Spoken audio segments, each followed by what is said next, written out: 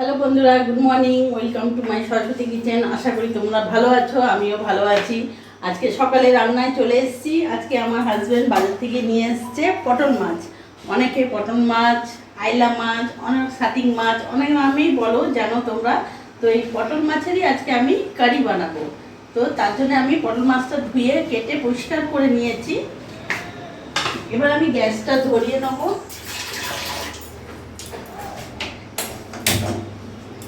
কড়াইটা আমার গরম হোক, ততক্ষণ আমি মাছে ভালো করে নুন হলুদ মাখিয়ে নেব।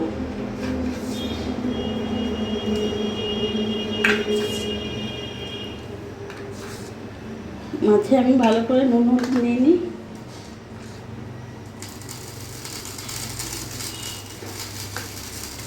ভালো করে মাখিয়ে নেব।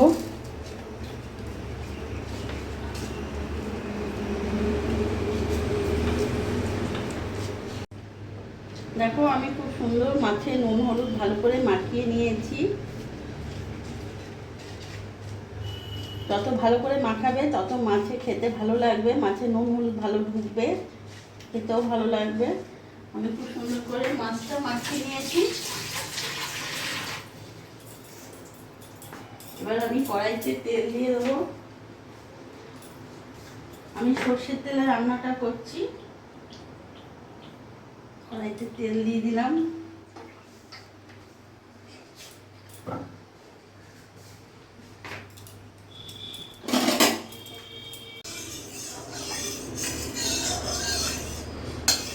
সর্ষের তেলে ঝাঁঝ বেরিয়ে গেল।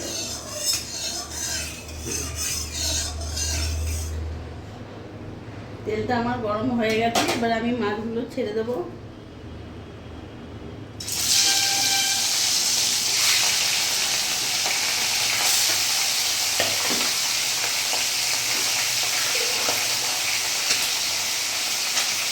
মাছগুলো আমার এক সাইড ভাজা হয়ে গেছে, আমি উল্টে দেবো।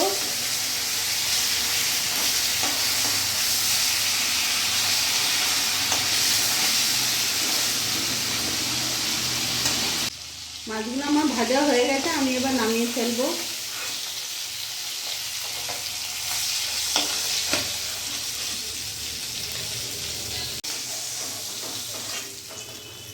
মাছগুলো আমি নামিয়ে ফেললাম। ওই তেলের মধ্যে এখানে ফোড়নে দিয়ে দেবো জিরে, শুকনো গোটা গরম মশলা আমি ফোড়ন দিয়ে দিলাম।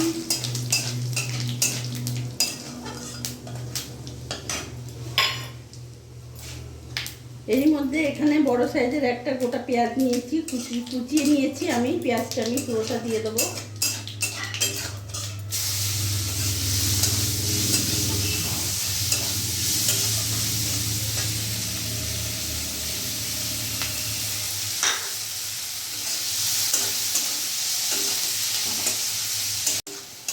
পেঁয়াজটা আমি ততক্ষণ ভাজবো যাতে কাঁচা গন্ধটা চলে যায় পেঁয়াজের। হালকা ব্রাউন হয়ে আসবে, ভাজা ভাজা হবে, তখনই আমি সব মশলা অ্যাড করব।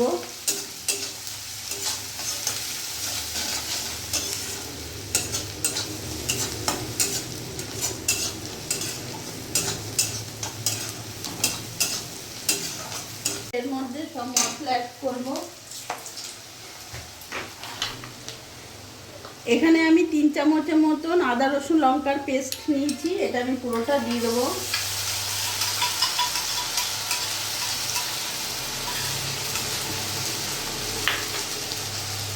এখানে 1 চামচ নুন দিয়ে দিলাম। গ্যাসের ফ্লেমটা আমি একটু কমিয়ে দেবো।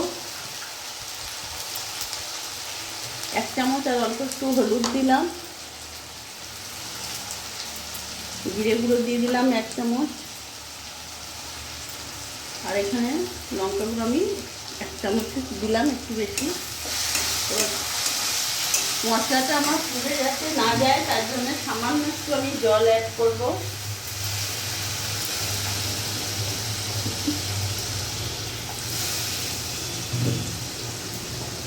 গ্যাসের ফ্লেমটা মিডিয়াম করব। এবার ভালো করে আমি মশলার সাথে কষিয়ে নেব।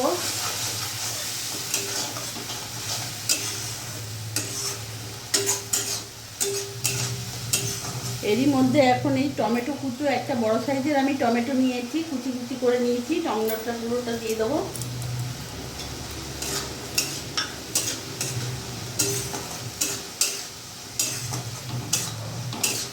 ভালো করে নাড়াচাড়া আমি করে নিয়েছি। গ্যাসটা এখন আমি সিম আঁচ করে কিছুক্ষণ ঢাকা দিয়ে রাখবো।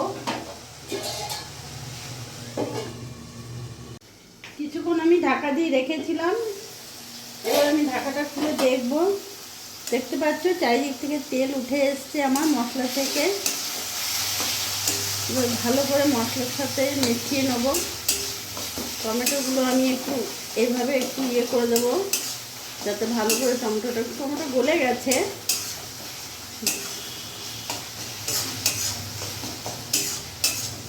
বন্ধুরা তোমরা যেভাবে ঝাল খাবে সেই হিসেবে লঙ্কা দেবে। আমি এখানে লঙ্কা বাটা দিয়েছি।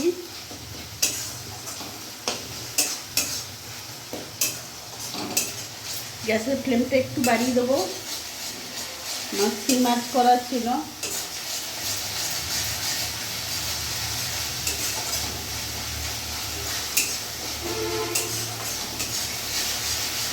মশলাটা আমার ভালোভাবে কষানো হয়ে গেছে। এবার আমি এর মধ্যে জল অ্যাড করব।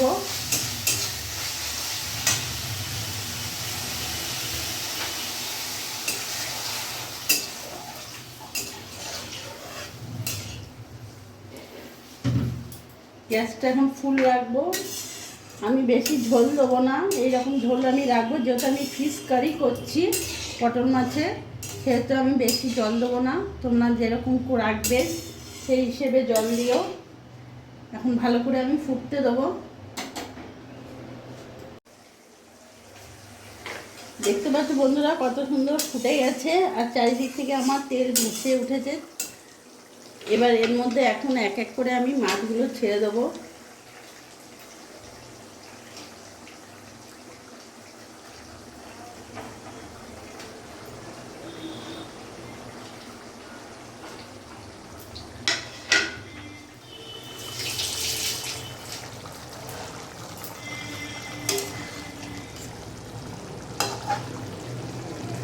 এই পটল মাছ একটু তেল মশলা হলে খেতে ভালো লাগে, কিন্তু মাছটা খেতে খুবই দারুণ।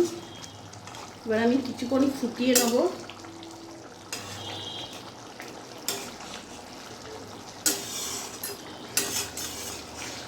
যেহেতু পটল মাছটা আমি ফিশ কারি করছি, মাখা মাখা থাকবে গ্রেভি, তার জন্য আমি এখানে আলু দিইনি। তোমাদের যদি মনে হয় আলু দেবে দিতে পারো, অসুবিধে নেই। আমি আলু ছাড়াই করেছি। আর কিছুক্ষণ ফুটিয়ে নেব।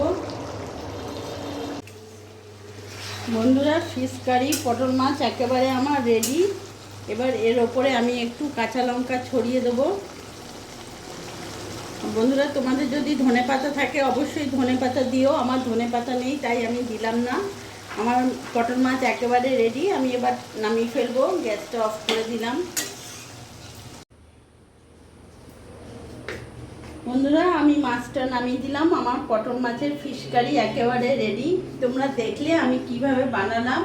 আর মানে পেঁয়াজ আদা রসুন সব রকম মশলা দিয়ে একটু মাখা মাখা করে বানালাম। সত্যি খেতে অসাধারণ লাগে। একবার হলেও বাড়িতে বানিয়ে দেখো। আর আমার এই ভিডিওটা যদি ভালো লাগে প্লিজ লাইক করে পাশে থেকো। আর তোমরাও ভালো থেকো।